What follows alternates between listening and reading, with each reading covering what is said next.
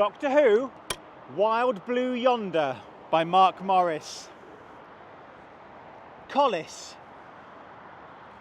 The Doctor leaped forward, reaching out, scrabbling in the air, as if in an attempt to haul the time machine out of the vortex and back into the here and now. But it was too late. The TARDIS was gone, the sound of its engines dwindling to silence. All that was left to show it had been there was the police box-shaped dent it had left in the wall. "No!" the Doctor moaned. "No, no, no, no!"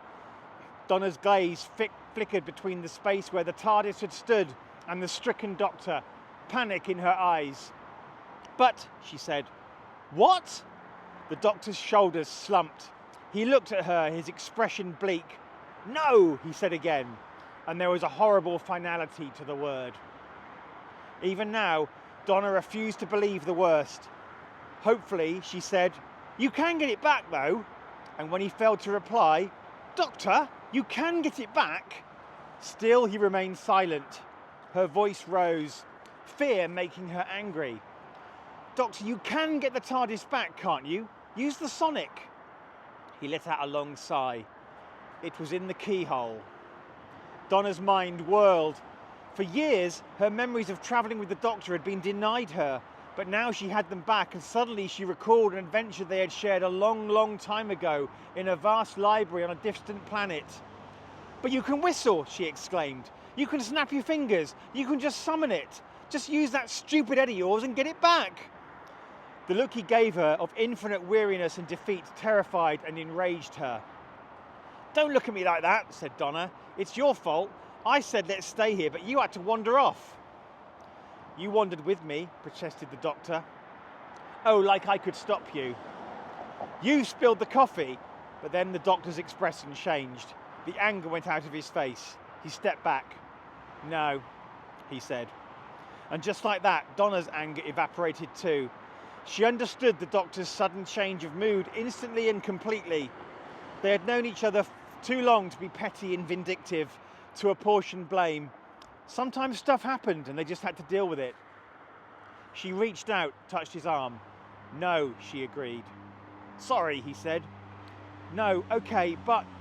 She looked around at the grim metal room with its scorched wall, and she felt a sudden wave of dizziness, of cosmic panic.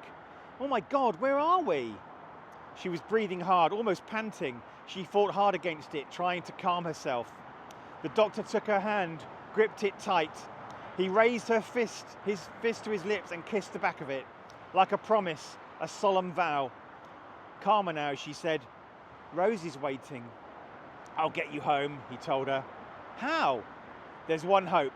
A mechanism aboard the TARDIS. It's called the HADS, Hostile Action Displacement System.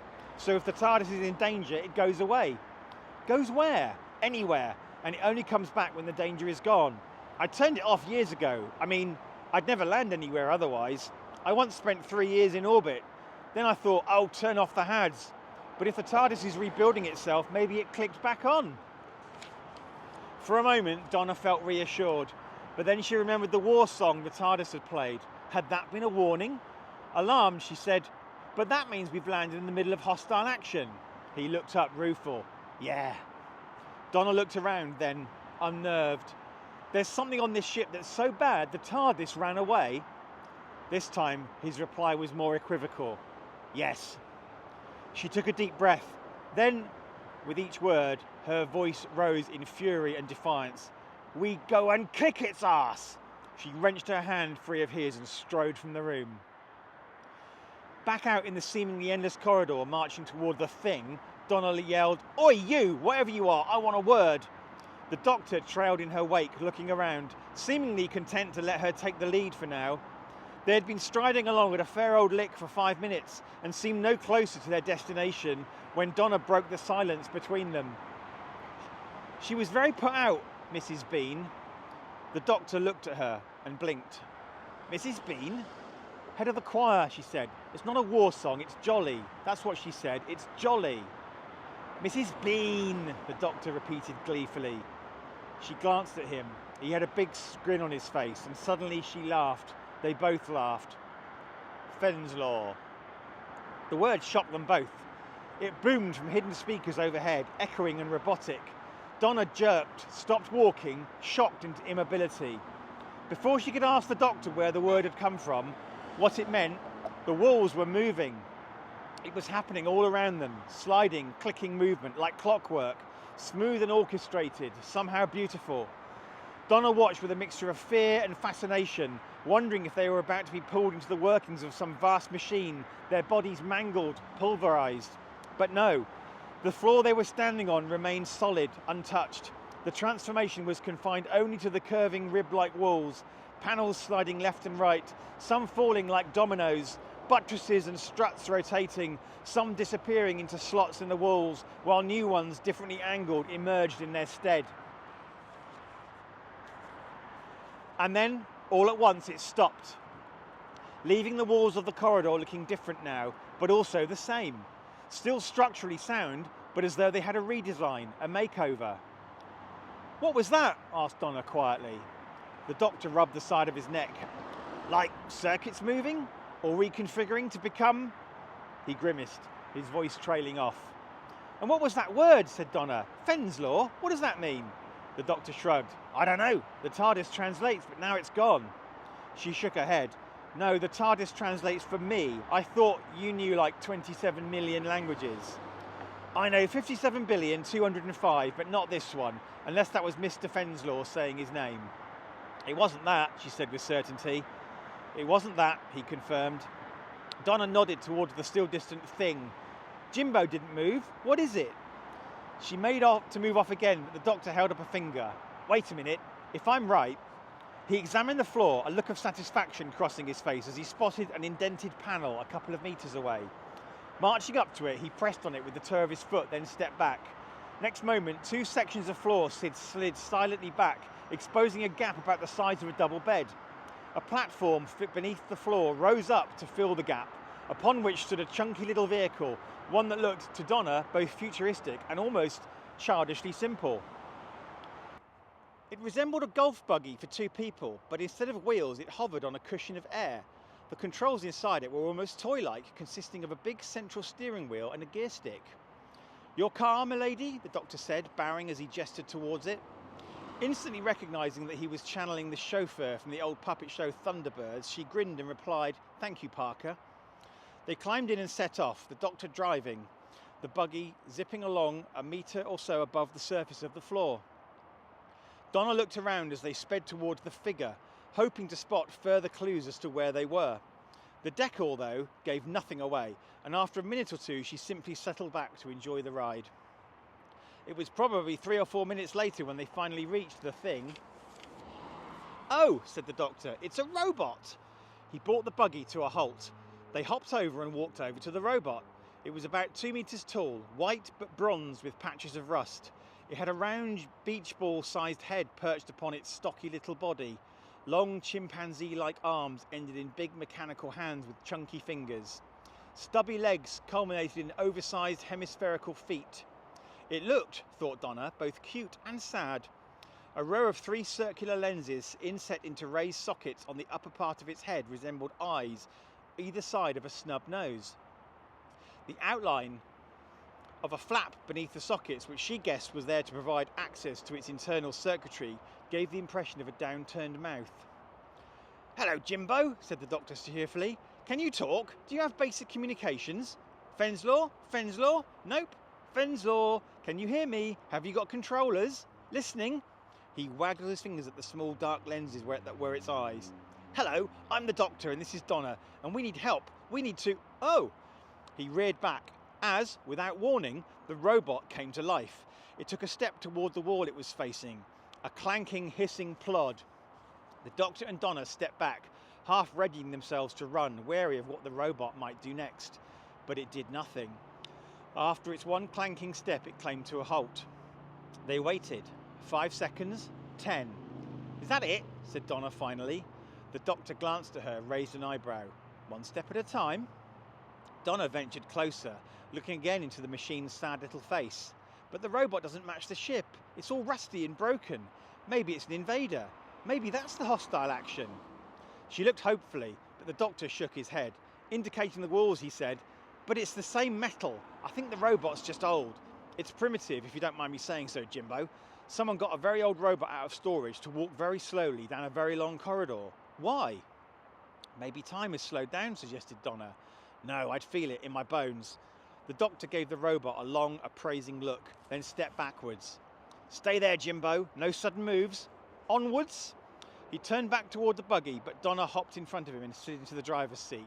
I've got it. He shrugged and climbed into the passenger seat beside her. Allons, as idiots say. E, Donna cried, and off they went. The hover buggy was ludicrously easy to drive, but Donna was still relieved when, what felt like some 15 or so minutes later, the end of the corridor finally came into sight. They saw it looming ahead of them a couple of minutes before they reached it, a huge wide bulkhead wall inset with a central doorway. She brought the buggy to a halt a few metres in front of it, and she and the doctor hopped out and straightened up.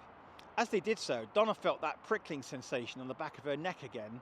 She turned, certain this time there would be someone or something creeping up behind them, but all she saw was the long white corridor stretching in their wake.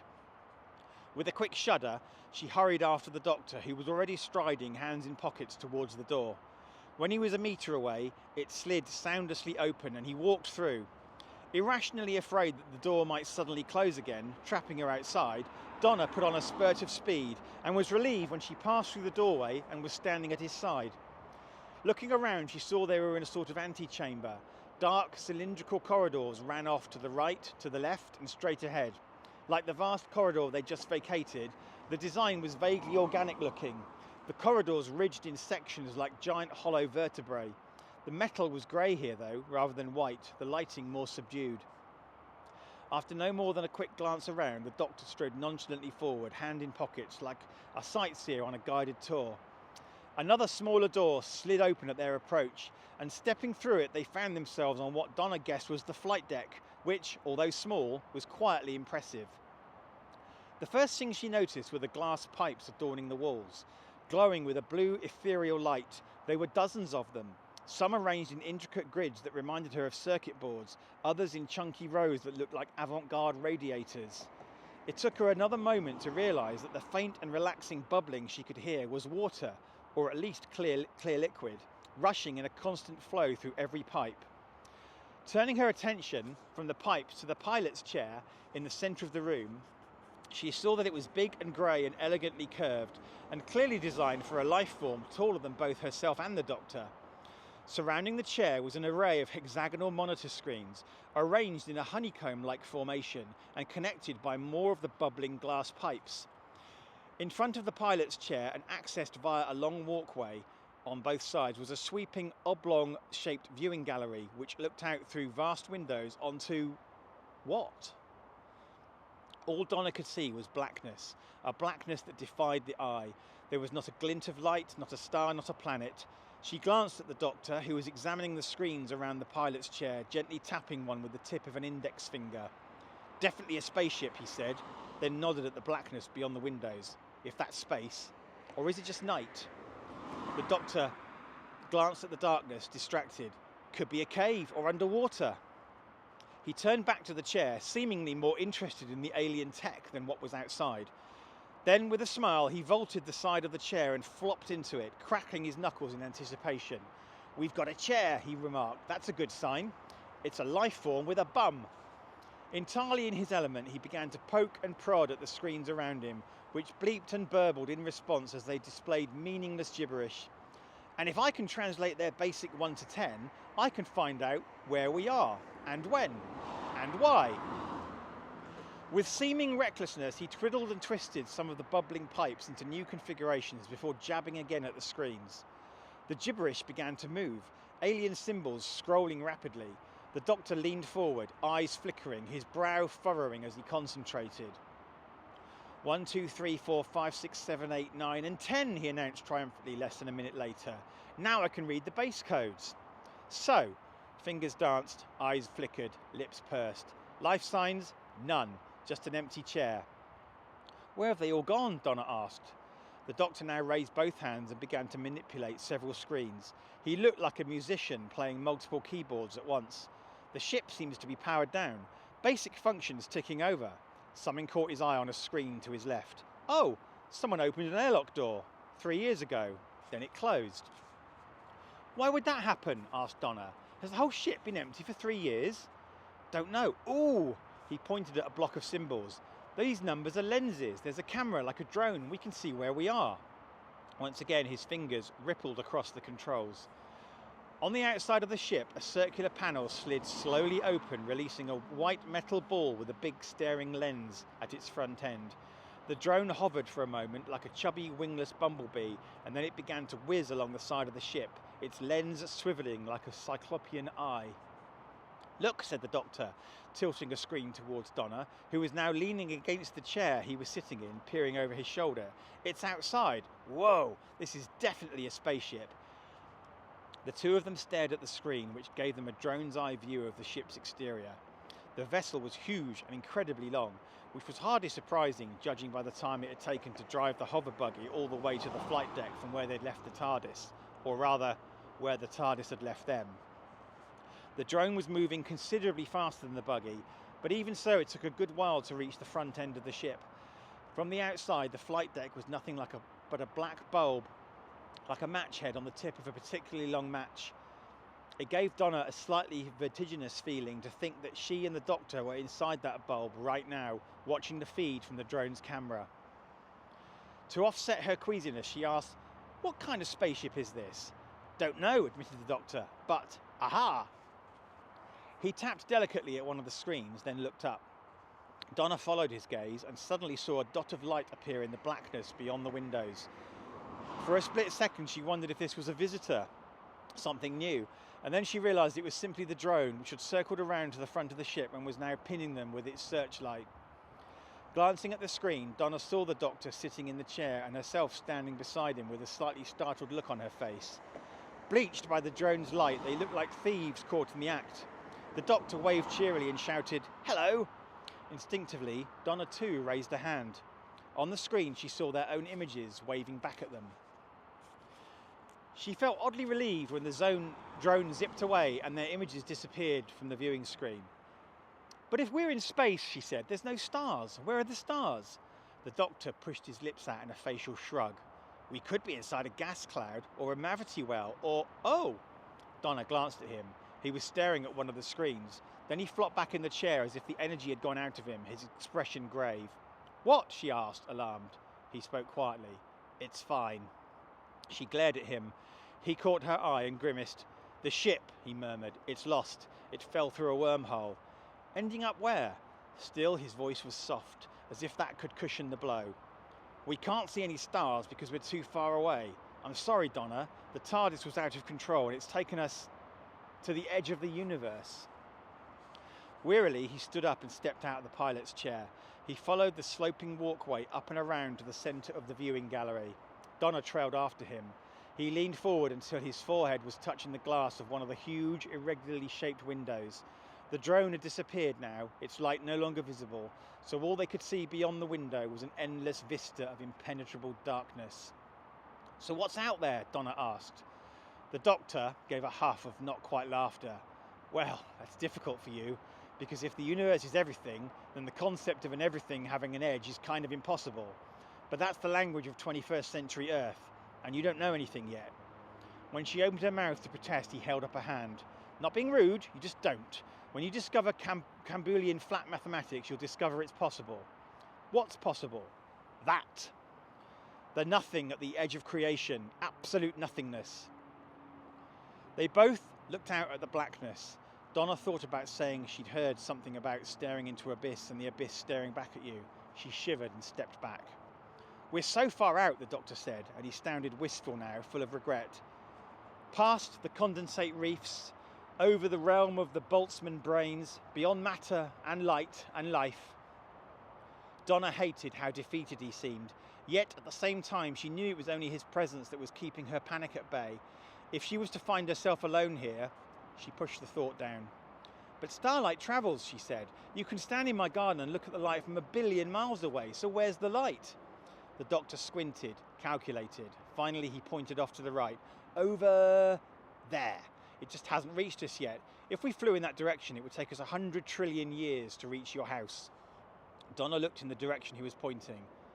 "That's my family," she said in a small voice. "Over there." The doctor placed his hands on the glass and pushed as though daring it to break. I've never been this far out. To stand here like this, physically unprotected, right on the edge. No one has, not ever, until us and this ship. And an airlock door that opened 3 years ago and closed, Donna said. The doctor looked at her. Yeah. Donna sighed, and to soothe her anxiety, she tried to take solace in the calm, almost womb-like swish of water through the pipes behind them. But suddenly the peace was shattered by a resounding clang, which seemed to come from the direction of the main corridor, and was undoubtedly the sound of metal bashing on metal. The doctor and Donna looked at each other, both of their faces wearing the same expression of wide-eyed shock. Then, without a word, they turned in unison and raced back the way they had come. If you enjoy what I do here, although I can't think why, please remember to click the like button, smash that subscribe button, and hit the bell icon to be notified whenever I post a new video. You might also want to check out my website, www.worldsbestestpoet.com, if you fancy a laugh.